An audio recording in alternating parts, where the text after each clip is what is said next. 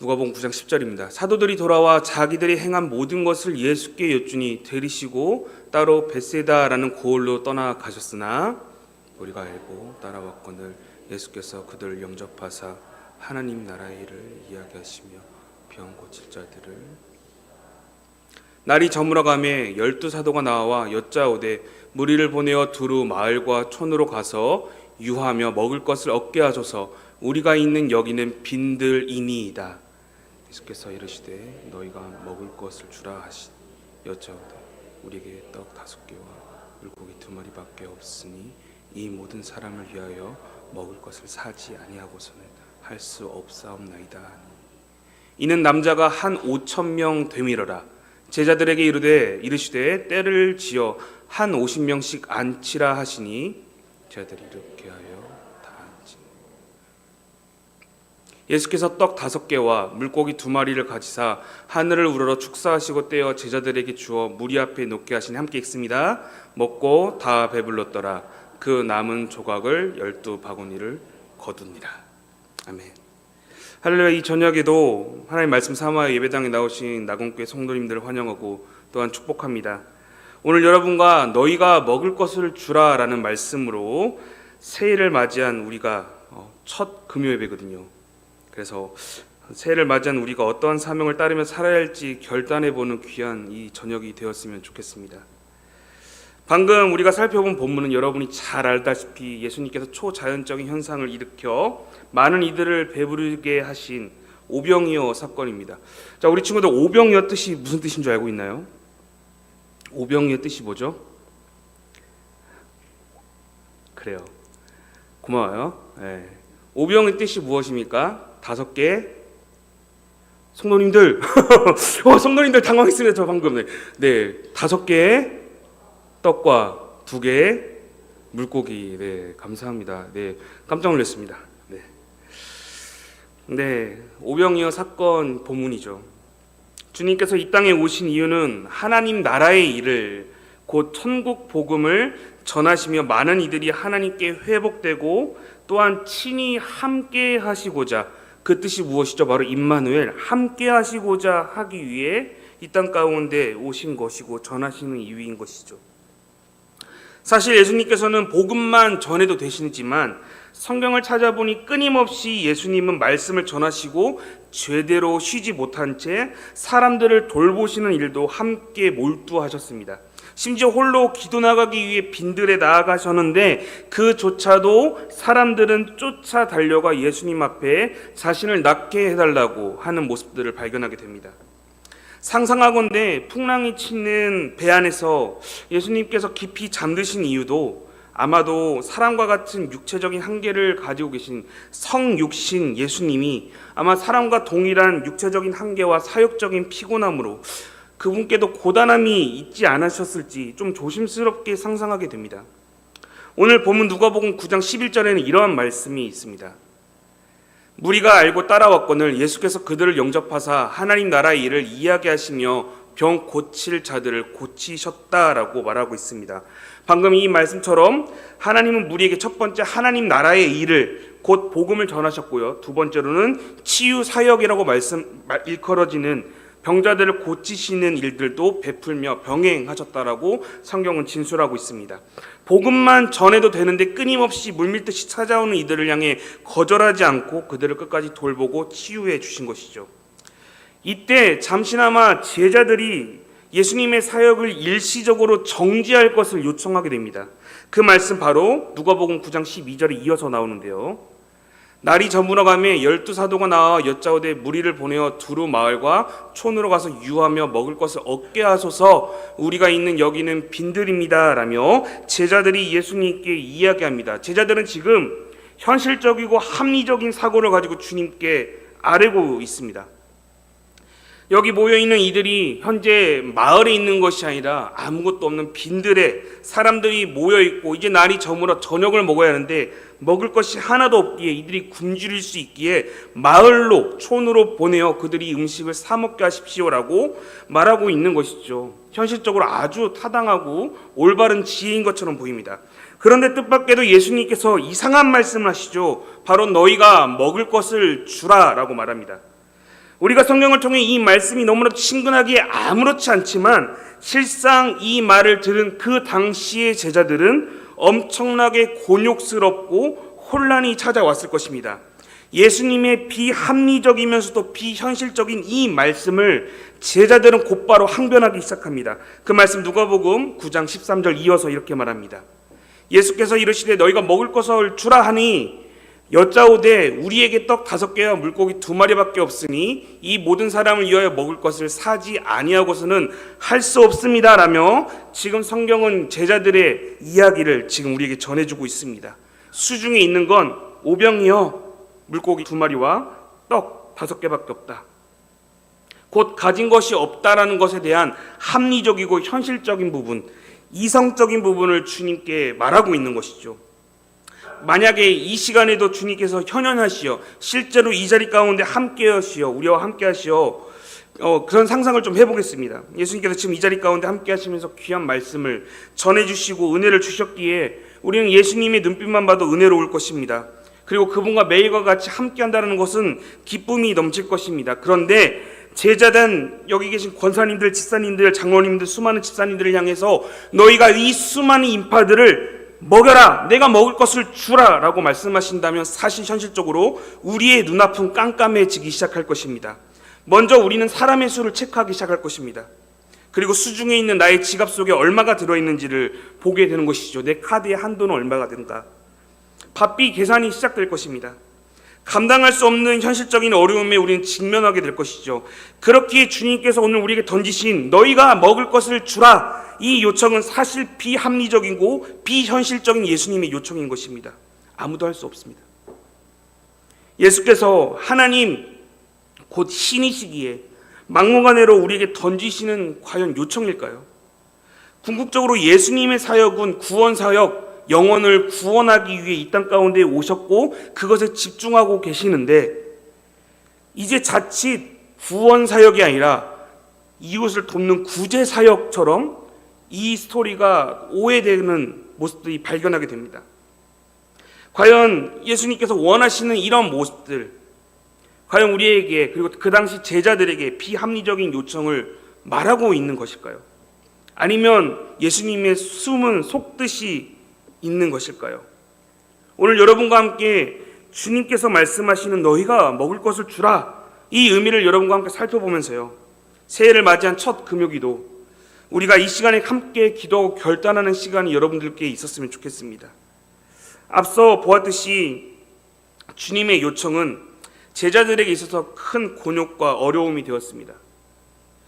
예수님의 불합리한 요청 혹은 제자들의 합리적인 생각, 그것이 무엇이 옳고 따지기 전에 이미 제자들은 정신이 없었을 것입니다.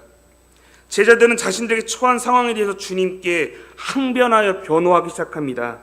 그래서 좀 정리해 보았으면 좋겠습니다. 제자들이 처한 지금 문제는 무엇입니까? 본문을 통해서 처한 그들의 현실은 첫 번째, 바로 먹을 것, 우리에게 가진 것이 없다라는 것이 첫 번째 문제인 것이죠. 두 번째, 구할 데가 없다라는 것입니다. 세 번째, 비용이 너무 많이 든다라는 것입니다. 이 모든 것을 예수님의 제자들은 소화하기 힘들고, 아니 소화할 수조차도 없는 상황인 것이죠. 제자들에게 있는 것은 앞서 말씀을 통해서 보았듯이 오병이어 떡 5개와 물고기 2마리, 이게 전부인 것입니다. 사람은 분명 가진 것이 있음에도 불구하고요, 그 양이, 그 가진 것이 나의 기준에 미치지 못하면 없다라고 여기게 됩니다. 내가 사고 싶은 물건이 10,000원인데 내 소중의 물건이 6,000원밖에 없다면 우리는 그 10,000원짜리 물건을 살 수 없기에 우리의 표현은 나는 가진 것이 없어서 저 물건을 살 수 없어, 나는 돈이 없다 라며 내가 가진 6,000원마저도 없는 것으로 치부하게 되는 것이죠. 그렇기에 내가 가진 것조차도 있음에도 불구하고 없다라고 우리는 여기게 됩니다. 제자들에게는 두 손에 들려있는 오병이어 이 작은 희망조차도 그들에게는 희망이 되지 못하고 있는 것이죠. 오병이어를 바라보면서 그들은 작은 희망을 품으며 나아가야 하는데 오병이어를 두 손에 들고 절망하고 있습니다. 마음이 무너지고 있는 것이죠. 그런데 이 제자들을 두 손에 들려 절망하고 있는 이 모습이 오늘을 살아가고 있는 우리의 모습 속에서도 동일하게 발견된다는 것이죠. 내게 있는 것이 형편없고 작다고 여기지므로 나는 아무것도 가지지 못하였음에 절망하고 괴로워하며 살아갈 때가 우리에게 분명 존재한다는 것이죠. 생계의 어려움이나 직장 내의 불합리한 것에 타협하지 않는다면 과연 내가 성공할 수 있을지, 내가 가진 것보다 더 큰 것들을 취해야 하는데, 더 가져야 하는데, 그러려면 불법을 행해야 하는데, 그러지 못함에 대한 나의 두려움과 걱정, 여기 계신 우리 친구들도 학교 생활에서 내가 좋은 성적을 받아야 하는데 그러려면 나에게 커닝도 필요하고 다른 친구들을 짓밟고 성적을 올려야 하는 나의 삶이 필요한데 그것이 옳지 못하다라는 것, 옳은 것인지 그것조차도 분간이 안 가요. 내게 의문과 희망을 품지 못하는 여러 상황들이 사실 우리 현실 가운데 발견된다는 것이죠. 그러나 오늘의 우리의 현실이나 당시의 제자들의 현실 속에서 잊고 있던 것이 있었습니다. 그것은 바로 그 문제 너머에 더 크고 위대하시고 강력하시며 비교할 수 없는 하나님이 함께하고 계신다는 사실, 그것을 놓치고 있었습니다. 제자들은 앞에 계신 예수님을 바라보기보단 예수님을 지운 채 내게 발생된 이 문제를 어떻게 해결해야 할 것인지에 대해서만 나의 시선이 고정되어 있다고요. 그 문제를 해결해 주실 예수님을 바라보지 못한 채 단지 제자들은 뒤에 벌어질 예수님의 놀라운 은혜를 알지 못하는 것처럼 오늘을 살아가는 우리 역시도 우리 뒤에 일어날 놀라운 주님의 역사, 놀라운 은혜를 아직 발견하지 못했을 뿐인데, 그러나 나의 작은 것을 바라보며 절망하며 혹시 오늘을 살아내고 있진 않으십니까? 혹시 내게 가진 것이 분명 존재하는데 없다, 내가 다른 이들보다 가진 것이 없다라며, 가진 것이 분명 있음에도 없다라며 치부하며 오늘 또 좌절하고 절망하고 남들과 나를 비교하며 살고 있진 않으십니까? 그렇기에 나의 작음을 바라보기보단 나의 아버지의 크심을 바라보시는 여기 계신 믿음의 나군교회 우리 청소년들 되었으면 좋겠습니다. 제자들에게 처한 첫 번째 사안은 자신들이 가진 것이 없다라는 것이었습니다. 그렇다면 이제 두 번째 문제는 어디서 구할 수 있는지에 대한 여부입니다.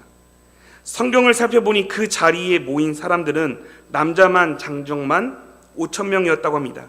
그렇다면 여자와 아이를 포함하면 그 수는 무려 1만 명이 넘었을 것입니다. 학자들마다 의견은 다르나 대부분 학자들은 2만 명이 좋게 넘었다라고 보는 학자들도 꽤 있습니다. 1만 명이 됐든 2만 명이 됐든 중요한 것은 아니고 1만 명으로 우리가 계산하여 생각한다 할지라도 당장 음식을 준비하는 것은 쉽지 않을 것입니다.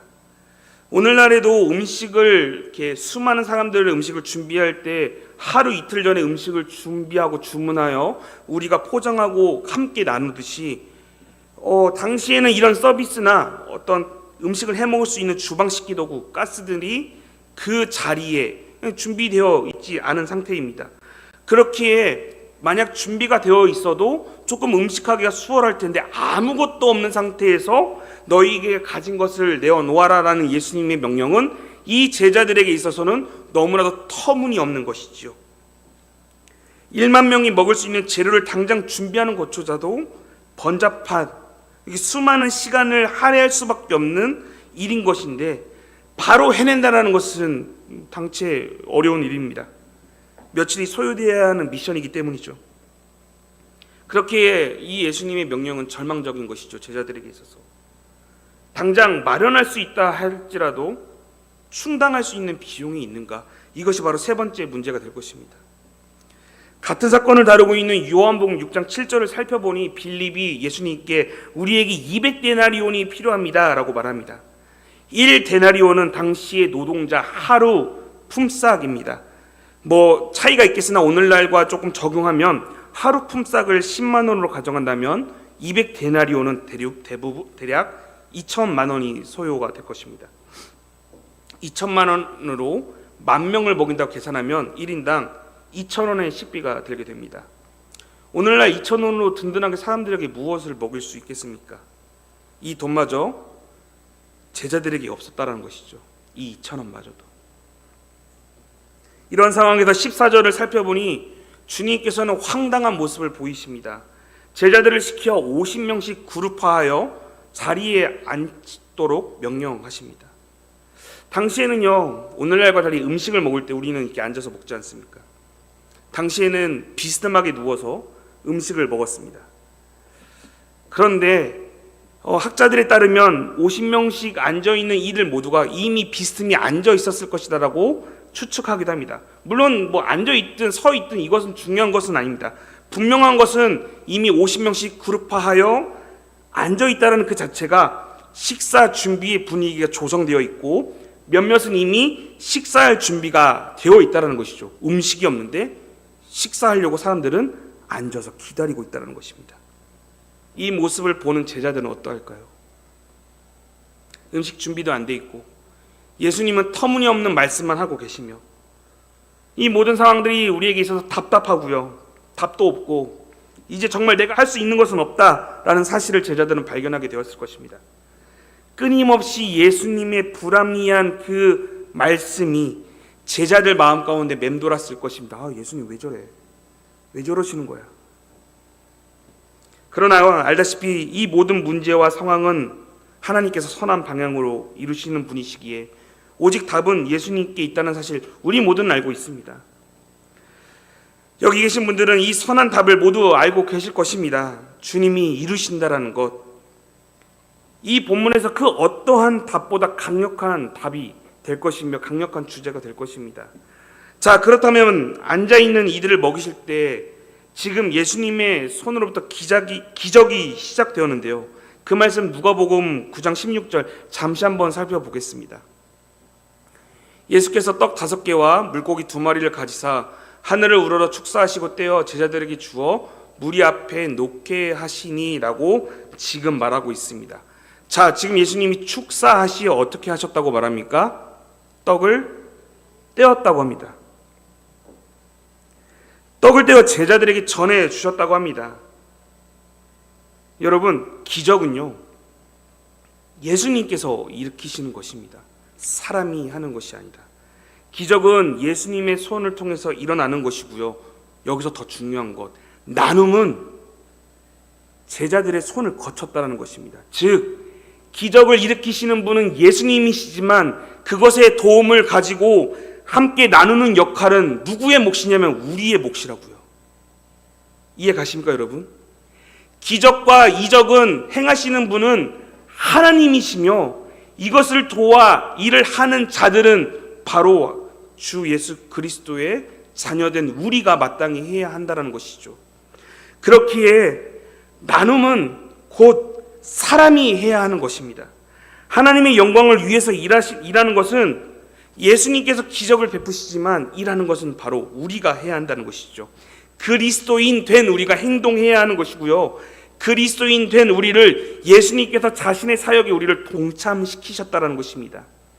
비록 예수님께서 제자들의 손을 거쳐 기적을 일으키시지 않으셨으나 그럼에도 불구하고 그 기적의 통로 가운데 제자들을 사용하셨다고요. 그리고 오늘날 그리스도인 된 우리를 예수님께서는 놀라운 은혜 가운데 우리를 도구로 통로로 사용하길 원하신다고요. 그렇게 여러분들이 결단해야 할 것은 무엇이냐면 내 손에 작게 쥐어져 있는 오병이어의 시선이 가 있는 것이 아니라 하나님, 내가 어떻게 하면 기적을 일으킬 수 있을까요? 라는 기적에 목매는 것이 아니라 예수님께서 행하실 그 일들에 대해서 내가 주님의 손과 발이 되고자 합니다. 내가 아낌없이 주님의 손과 발이 되고 싶습니다. 이 마음이 오늘 오병이어 사건을 통해 우리에게 보여주고 싶어 하시는 그 예수님의 메시지인 것이죠. 간혹 우리는 오병이어를 통해 나도 주님 따라 기적을 일으키며 놀라운 일들을 행하고 싶습니다. 아닙니다. 기적은 오직 예수 그리스도께서 하시는 것이고 놀라운 그 역사 가운데 우리는 손과 발이 되어 그분과 함께 동역하고 사역에 참여하는 것이죠. 그렇게 여러분이 하고 계시는 교회에서의 수많은 일들, 사역들의 불평과 불만이 아니라 내가 오늘 또 주님의 손과 발이 되어 열심히 사역하고 있구나. 내가 남들을 먹이는 그 상황 가운데서 내가 설거지하고 내가 음식을 차리고 남을 돕고 있구나. 내가 예수님의 손과 발이 되어 있구나. 내가 누군가를 가르치는 데 있어서 내가 예수님의 입술이 되어 누군가를 영적으로 먹이는 그 역할을 수행하고 감당하고 있구나. 예수님께서 오늘 이 말을 우리에게 오병이어를 통해서 이야기하고 계십니다. 그렇게 여러분, 주님의 기적은 특별할 때가 따로 있는 것이 아니라요, 우리는 특별할 때만 나눔을 해야 하는 것은 아닙니다. 16절에서 예수님께서 축사하시고 떡을 떼어 나누실 때 그 자리가 특별하기에, 특별한 날이기에 예수님께서 그 축사하시고 축복기도 하셨던 것이 아닙니다. 예수님은 평범한 일상 속에서도 축복기도 하셨고요, 항상 하나님께 감사기도하며 떡을 떼셨습니다. 그렇기에 지금 일상적인 것들을 통해서 예수님은 역사하셨고 기적을 베푸셨습니다.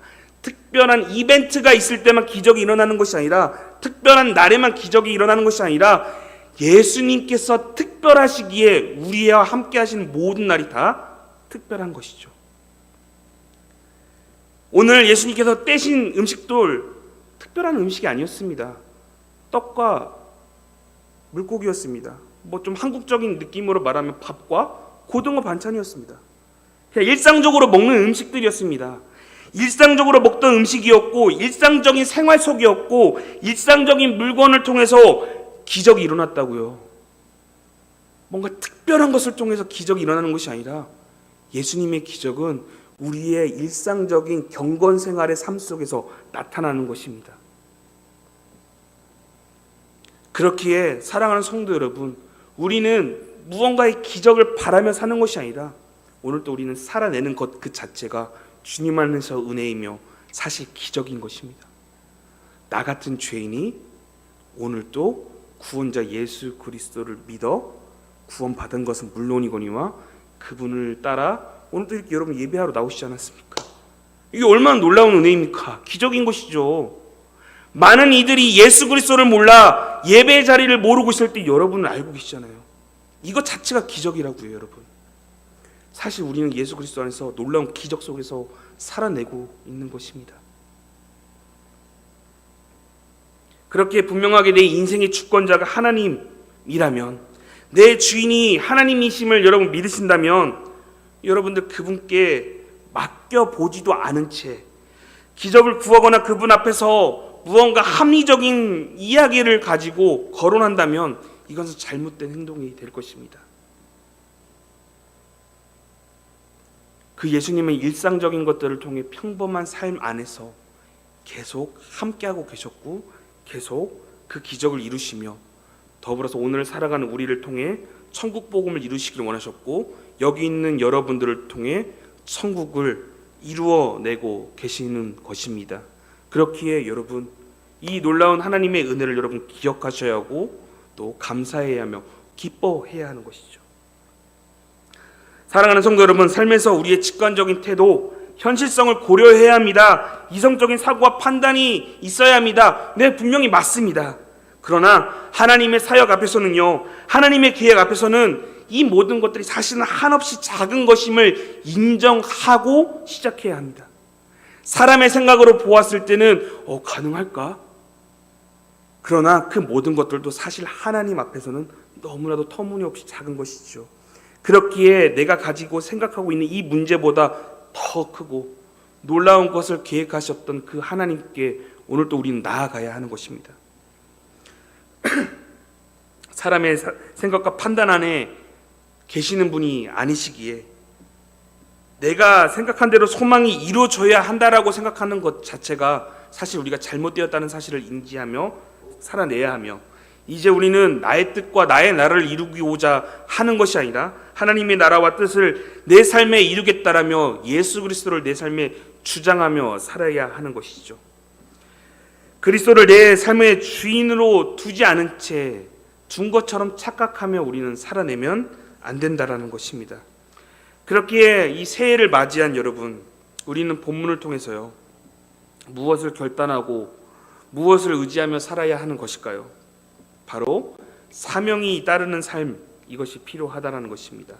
우리는 오병이어의 기적을 받는 자리는 오케이, 너무 좋죠.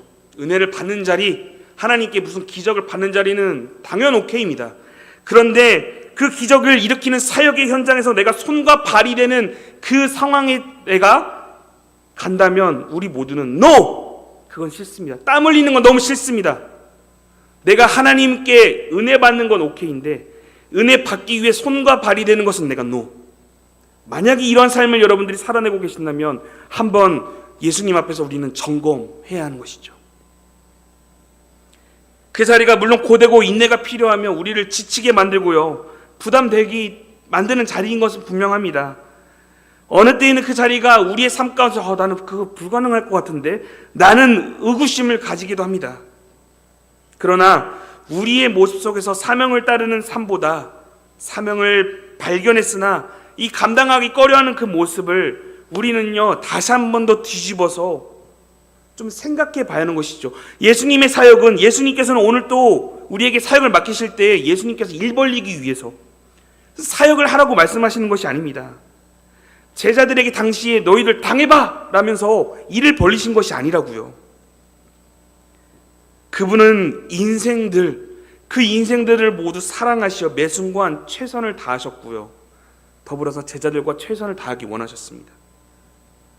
그렇기에 오늘 여러분과 함께 읽었던 본문 11절에서는 하나님의 나라의 일, 예수님께서 하나님의 나라의 일을 강론하시고 설교하셨던 그 일만 하신 것이 아니라 끊임없이 병든 자를 고치시고 도우셨고 최종적으로 사랑하셨습니다. 말뿐인 메시지가 아니라 사랑에 직접 관여하셨고 참여하셨다는 것이죠.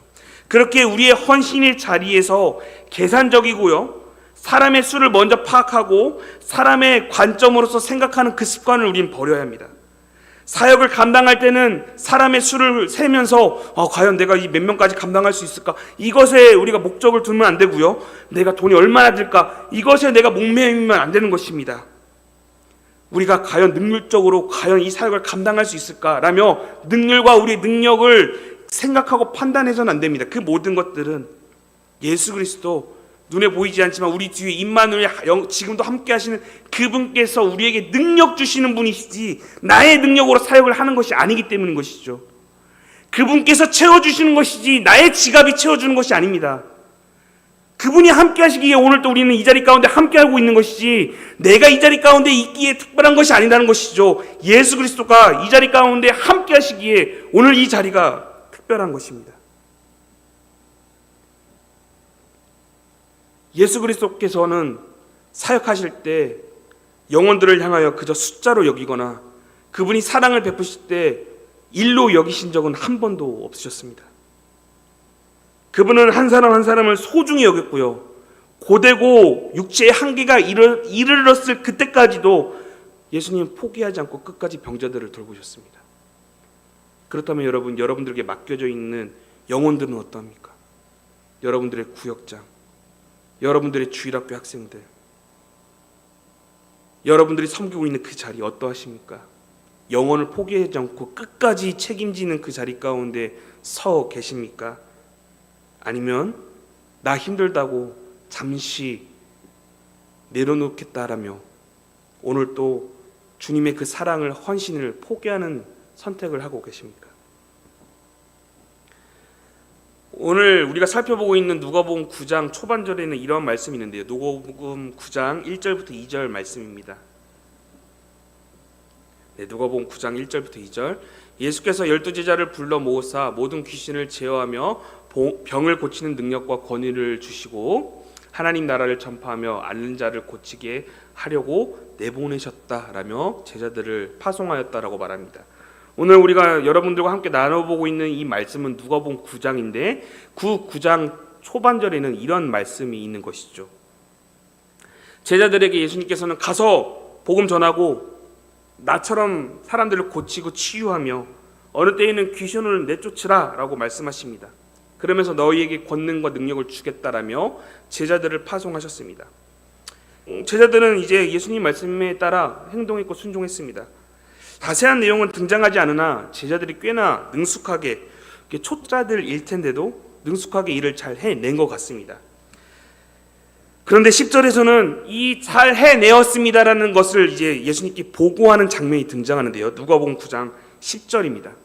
사도들이 이제 돌아와서 이제 여러분들 사역이 끝나고 자기들이 행한 모든 것을 예수님께 여쭈는데 예수님의 반응을 한번 보십시오. 여쭈니 데리시고 따로 벳세다라는 고을로 떠나가셨다라고 말합니다.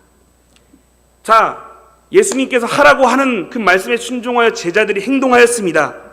그래서 이제 제자들에게 코멘트를 해줘야죠. 너희들 잘했어. 칭찬도 해주시고 여러 말을 해야 하는데 지금 성경을 살펴보니 무엇이라고 말하냐면 따로 데리고 나가셨다라고 말합니다. 그러고 따로 데리고 나가신 후에 오늘 여러분들과 함께 살펴본 이 오병이어의 사건이 일어나게 된 것이죠. 그러면서 예수님께서는 제자들을 향해 말합니다. 너희가 먹을 것을 주라. 지금 내가 능력과 권위도 줬으니 기적을 일으키라 라는 말씀은 아닙니다. 물론 앞서 말했듯이 기적은 사람이 아닌 하나님이 주신 능력이기 때문에 제자들에게 기적을 일으키라 라고 지금 명령하신 것은 아닙니다. 너희가 말씀도 전하고 돕기도 하였고 귀신도 쫓아내는 모든 사역을 아주 잘 성실하게 이뤄내는데 사실 지금 중요한 무언가가 빠져 있다는 사실에 대해서 주님은 말씀하시고자 오병이어를 통해서 제자들에게 지금 말씀하시는 것입니다. 그것이 무엇입니까? 사랑이 빠졌다. 사랑이 없다. 사랑이. 너희가 지금 빈들에 굶어 죽고 있는 이 많은 사람들을 향해서 가슴 아파하고 눈물을 흘리며 이 영혼들을 생각해야 하는 그 사랑이 필요한데 지금 너희가 당장 해야 했던 것은 무엇이냐? 사람의 수를 헤아렸고 너희가 가진 것이 무엇인지를 헤아렸으며 과연 이게 현실적으로 옳은 것인지에 대한 예수님께 따지는 것이 전부였지 이 영혼들에 대한 뜨거운 사랑으로 예수님께 말한 적이 없다고요. 지금 그 예수님께서 이것을 지적하시고자 말씀하시는 것입니다. 너희에게 지금 사랑이 없다. 너희가 귀신도 쫓아내고 병자들도 고쳤고 너무 잘했는데 그 마음 가운데 사랑이 있냐고. 너희가 식당 봉사도 열심히 했고 교사일도 열심히 수행했고 성가대도 열심히 했어. 근데 그 안에 사랑이 있냐고. 그 안에 정말 사랑이 있냐고.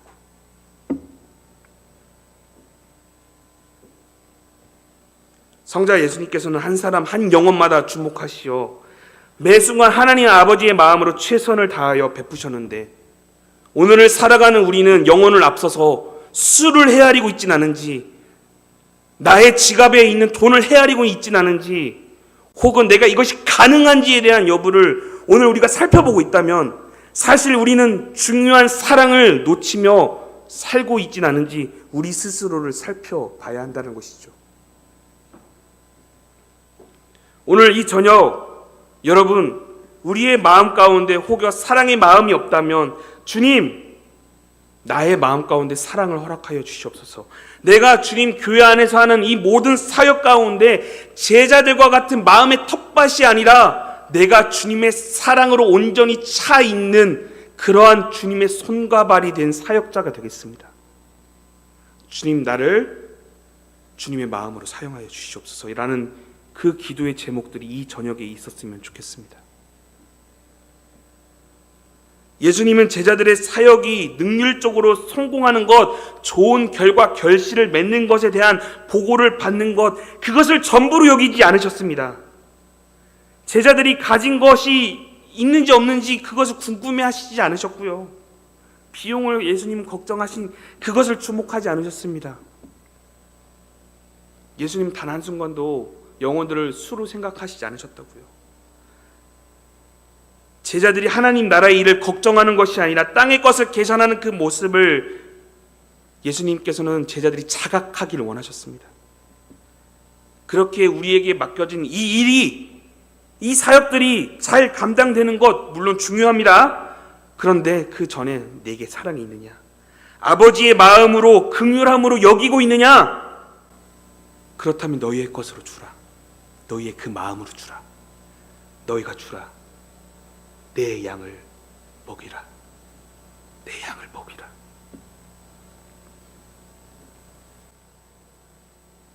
이 저녁 함께 결단해야 할 것, 바로 사명에 따르는 삶에는 반드시 사랑이 필요하다는 것입니다. 그렇게 이러한 사실을 믿고 기억하시는 여기 계신 나군교회 성도님들 되셨으면 좋겠습니다.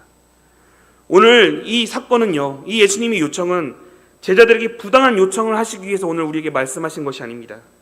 사랑이 없음에 대해 꼬집고자 말씀하신 것이죠. 그렇게 이 사랑을 말뿐인 사랑이 아닌 진실된 사랑을 우리에게 오늘 또 요청하고 계십니다. 요한일서 3장 18절 여러분들과 함께 읽어보고 싶습니다. 함께 읽습니다. 시작. 자녀들아, 우리가 말과 혀로만 사랑하지 말고 행함과 진실함으로 하자. 마음으로 사랑 담아 하자라고 말합니다. 이 말씀을 누구에게 지금 전하고 있습니까? 주님의 자녀들에게 간곡하게 말하고 있는 것이죠. 그렇기에 여기 계신 분들 주의 자녀라면 우리는 마땅히 사랑을 품는 것이 당연할 것입니다. 그렇기에 예수님께서는 요한복음 13장 34절 이 땅 가운데 오신 그분께서 이렇게 말하는 것이죠. 내가 새 계명을 너희에게 주겠다. 그 계명은 서로 사랑하라는 것이다. 내가 너희를 사랑하여 십자가에 아무렇지 않게 내 생명을 너희에게 내어놓은 것처럼 이제 너희도 서로 사랑하라 라고 말하는 것입니다. 오늘 말씀을 통해 새해를 맞이한 여러분들께 첫 금요 예배 여러분들에게 결단을 요청드리는 것은 바로 사랑입니다. 하나님 아버지의 마음의 사랑, 긍휼함과 상대를 인정하는 것, 오늘 예수님께서는 이 말씀을 통해 우리에게 원하십니다. 여러분, 이제 말씀을 좀 마무리하겠습니다. 고린도후서 6장 18절에서는 이렇게 우리에게 말합니다. 너희에게 아버지가 되고 너희는 내게 자녀가 되리라. 전능하신 주의 말씀이다. 오늘 우리에게 내가 너희의 아버지가 되어주겠다. 그리고 너희는 나에게 자녀가 될 것이다 라며 누구의 말씀이라고요? 전능하신 하나님의 말씀이라고 선언하고 있습니다. 그렇게 여기 계신 나공교회 성도 여러분, 사랑을 이루며 살아내며 또한 그 사랑을 다른 이들에게 전하며 주님의 손과 발의 역할을 감당하시는 믿음의 나공교회 성도님들이 되셨으면 좋겠습니다. 오늘 중고등부가 1박 2일로 이제 교회에서 하루 자면서 같이 할 건데요. 우리 교사 선생님들, 우리 친구들이 먼저 좀 기억했으면 좋겠어요. 이렇게 선생님들이 마음 가운데 사랑이 있기에 여러분들을 마땅히 섬기는 것입니다. 사랑이 없다면 이렇게 감당하기 어려운 것이죠. 그렇기에 여기 있는 선생님들께 여러분들의 그 선생님들에게 사랑을 좀 많이 좀 표현해 보았으면 좋겠습니다. 그리고 이 저녁에는 우리 선생님들 잠시지만 우리 아이들을 위해서 내가 끝까지 이 영혼을 사랑하겠다라는 결단과 결심들이 우리 선생님들 이 저녁에 있었으면 좋겠습니다. 오늘 이 저녁 임마누엘 나와 우리와 함께하고 계시는 그 주님께서 우리의 모든 상황과 환경을 믿음으로 뛰어넘을 수 있도록, 그리고 모든 상황을 사랑으로 함께할 수 있도록 주님께서는 오병이어의 사건을 통해서 우리에게 말씀하십니다. 그렇게 여러분들 사랑을 베풀기 전에 첫 번째로 마지막으로 기억하기를 원하는 건 이것입니다. 바로 내가 오늘 또 하는 것이 아니라 주님이 하십니다. 남을 사랑하는 것도 주님이 하시기에 내가 할 수 있는 것입니다 라는 고백이 필요한 것이죠. 그리고 이런 사실을 확신하며 이 저녁 함께 기도하며 오병의 기적으로 많은 이들이 주님의 은혜로 배부름을 얻게 된 것처럼 오늘 함께 기도하신 여러분들의 삶 가운데 풍요로운 오병의 기적의 그 먹이신 것처럼 풍요로운 은혜 누리시고 많이 은혜를 드시는 귀한 이 저녁 기도의 시간이 되었으면 좋겠습니다. 기도하겠습니다.